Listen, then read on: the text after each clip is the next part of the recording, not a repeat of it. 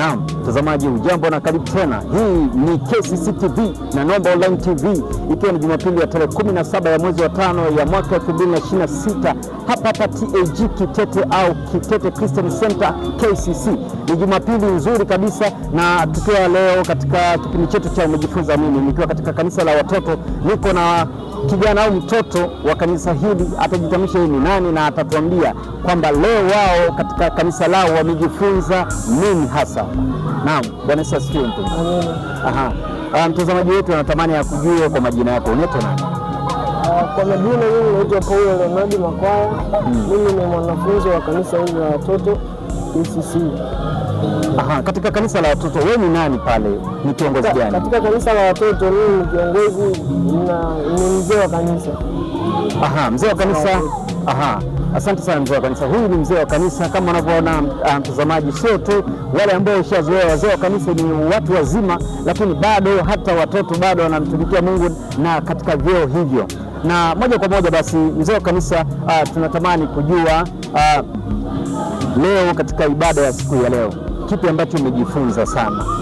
Katika ibada ya siku ya leo tumejifunza kwa habari ya Roho Mtakatifu, na tangu wiki iliyopita tulijifunza Roho Mtakatifu ni nani na kazi zake na anafanya kazi gani, lakini leo tumejifunza faida za kuwa na Roho Mtakatifu katika maisha yetu. Kwa kwanza kabisa, hivi nini maana ya Roho Mtakatifu? Maana ya Roho Mtakatifu ni nafsi ya tatu ya Mungu. Mungu amegawanyika katika nafsi tatu. Mungu ni mmoja, lakini aliyegawanyika katika nafsi tatu. Okay. Mungu Baba, Mungu Mwana na Mungu Roho Mtakatifu. Aha. Na faida ni zipi mojawapo, hata moja tu, ya Roho Mtakatifu ukiwa naye? Faida ya kuwa na Roho Mtakatifu, faida mojawapo, Roho Mtakatifu yeye atakushuhudia wewe kuhusu kwa habari ya haki. Okay.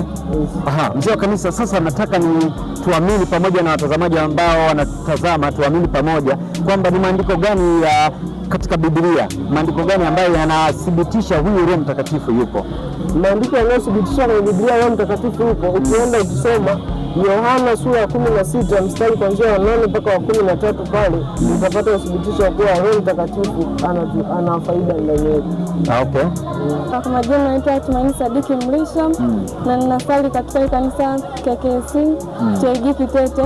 Kwa siku ya leo mwalimu ametufundisha kwa habari ya Roho Mtakatifu, ambapo tunaweza tukasema Roho Mtakatifu Roho Mtakatifu ni Mungu na ni nafsi ya tatu ya Mungu ambaye anajidhihirisha kwetu kwa kunena kwa lugha mpya. Aha, nikirudi katika Kibiblia, Roho Mtakatifu anathibitishwa vipi kwamba yeye ni Roho Mtakatifu? Na tukisoma maandiko gani tunathibitisha huyu ni Roho Mtakatifu? Katika Biblia maandiko yanasema katika kitabu cha Yohana sura ya 16 mstari wa 13, hapo ndo ambapo unaweza ukamthibitisha Roho Mtakatifu. Aha, na kwa kumalizia kabisa, nini faida mojawapo ya Roho Mtakatifu kuwa naye? Roho Mtakatifu kwanza ni mwalimu, ambapo anaweza kufundisha kuomba, akakufundisha namna gani ya kuongea na Mungu, na katika kusoma Biblia Roho Mtakatifu ndiye ambaye atakuongoza ni kitu gani ambacho unataka kusoma.